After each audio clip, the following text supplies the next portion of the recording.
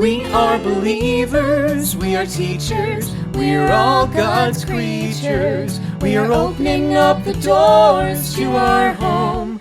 We cherish the moments when we see our children with faith burning strong, learning at their own paces, smiles on their glowing faces. We're caring for their education. Come and join our family at Eden Hope Academy. Hello, I'm Kim. And I'm Anna. And we are on week 22 timeline cards. And so you need to get out your timeline card and put down week 22. And card number 1. And go ahead, Anna, what is it? It is Japan and 675 year Shogun rule. Good job. Okay, so let's go back. So we're in 1867 right now, but let's go way back in time.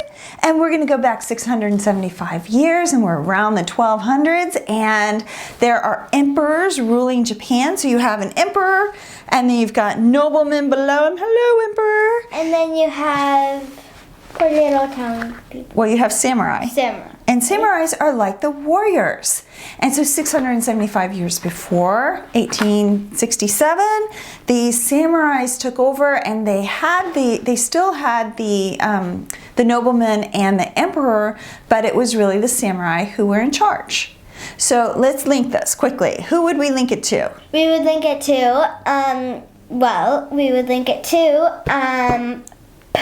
how about way back to the Romans and the Praetorian Guard. Mm-hmm. So Caesar Augustus, as you guys remember from last year, formed the Praetorian Guard, and he formed it because he was feeling very insecure because he had helped get rid of Julius Caesar. And so he formed this group of men around him who could do anything. And they didn't have any rules or restrictions basically against them. So if they did something really awful, nothing would happen to them. And so what do you know? Just in a couple of generations, they are what? Auctioning the throne. Can you believe that? They auctioned the throne of the Roman Empire at one point. And so they had the emperor, like in Japan, and they had the noblemen, like the Senate, and then they had the Praetorian Guard, and the Praetorian Guard went ahead of all of them after a while. So very much like the shoguns did. So the shoguns walked around Japan, and they were known of the men with 2 knives because they would have a short knife, send that up, and a long knife, and the peasants and the farmers had no knives, and so they really held control of Japan. And this was also, some of the 675 years was known as a time of great peace in Japan because they held it in such rule that there wasn't very much fighting. There was in some of the years, but a lot of that time it was very peaceful. So then, knock, knock, knock, knock, knock, who came? Commodore Perry. Commodore Perry, high five on that. Commodore Perry came, and he brought these big black gunboats with him, and he said, we really want to start opening the doors to Japan, and they did so.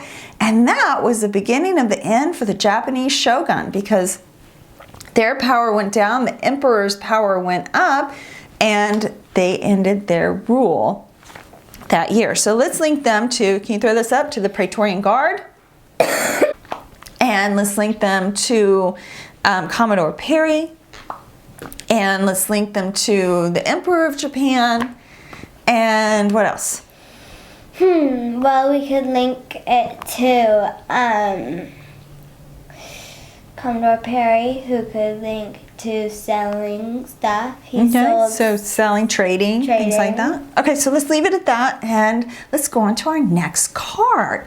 And our next card is what, Anna? Our next card is the 14th Amendment. Ooh, the 14th Amendment. What year was that? 1869? Mm-hmm. Okay, so the 14th Amendment is very important because if you recall, let's go back. 1868. Okay, let's go back just a little. Beep, beep, beep, beep, beep, beep. Don't go back too far, Anna. Or else it'll hit the Civil War. we'll hit the Civil War, and we don't want to hit, we want to go beyond the Civil War. We want to go right before the Civil War to the Dred Scott case. So both of these are Supreme Court cases. And so throw up a picture of Dred. So Dred Scott, if you guys remember, he was an enslaved man who went and lived in the North for a while, and then he petitioned for his freedom. And Roger Taney, let's go, boo. Roger Taney said that African American people, whether they be slaves or freemen, were not citizens of the United States. And so this amendment, so now we go forward in time, past the Civil War, and it is during the Reconstruction period. So definitely put that up for, throw that up as a link, the Reconstruction period. And what they did during the 14th Amendment is well, let me go back just a little bit. This is an amendment, so this is not a Supreme Court ruling. So when you have an amendment, what are you amending? You're amending the Constitution of the United States of America. So throw that up, Anna. So they are changing or adding to the Constitution of the United States of America. And in the 14th Amendment, it says that everyone who's born on the soil of the United States is a United States citizen. And so that covered every African American who was part of our country, that they are now citizens of this country. And so it finally laid to rest that very awful Dred Scott decision. So let's go through this really quickly again. We can talk about Dred Scott. Throw these up. Dred Scott, they amended the Constitution, which meant 2/3 of the states had to vote for this. So say 2/3 majority. And that everyone who was born on U.S. soil was now a citizen. There you go. And it was during the Reconstruction period. Got to put that on. All right. So we're flying through these cards today. So let's do 22, card number 3. And what is that, Anna? The Transcontinental Railroad completed in 1869. All right. So let's do this. Boom. Okay, so, well, it actually was a good thing. So the United States wanted to really populate the middle, the central, and the west coast. So we've already had the gold rush, which brought a lot of people there. We've had the Oregon Trail that we talked about, which brought even more people there. We've had the Mormon Trail. We've had a lot of different things that have brought people to the west. But now we had cattle ranchers throughout the Midwest, and they needed to bring their cows to market, and other people needed to bring their things to market, and we really needed a railroad that connected everything together. So what the government did was they hired 2 different companies, the Central Pacific, throw this up, Central Pacific Railroad Company, and, excuse me, okay. So the government so the government hired 2 different railroad companies, the Central Pacific, throw that up, and the Union Pacific railroad companies, and they would build westward from the Missouri River because they already had railroad that went to the Missouri River. So throw up a map of where it started, and they would meet wherever they met, but the government didn't say where they should meet. And so their payment would be 6,400 acres of land per mile of railroad lines. And then it was later doubled to 12,800 acres of land, plus $48,000 in government bonds for every mile of railroad track built. That is a huge amount of money to build a railroad track. But they had to go over the Rocky Mountains. That's a lot of work to go through. They wound up blasting through in some areas the Rocky Mountains. So that was a big job. So it wasn't always an easy job. And they were also being attacked fairly consistently by Native Americans. So it was a very dangerous job.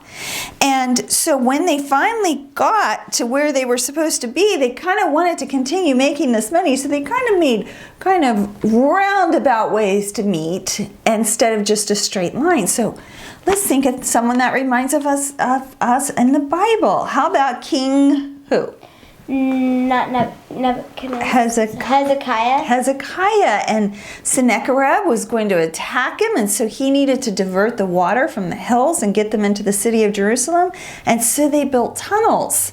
And so he had one person go this way, or one group of people, and one group of people go this way, and they were digging these tunnels so that the people of Jerusalem would get water, and guess what they did? They missed. They missed. And so at one point they could hear each other through the walls, and they had to go like that. So it was pretty funny. So it's kind of like the Transcontinental Railroad. They missed, but on purpose at first. But when they finally connected it, it dropped the cost of travel from $1,000 to get from the East Coast to the West Coast to $150. And instead of up to months to get across, it only took a couple of like a week to 2 weeks at most. So it's pretty efficient. Okay, so our next one is what? Oh, that's it. How cool. So we are done with week 22. So we will see you later. Bye. And we're going to do week 23 next week.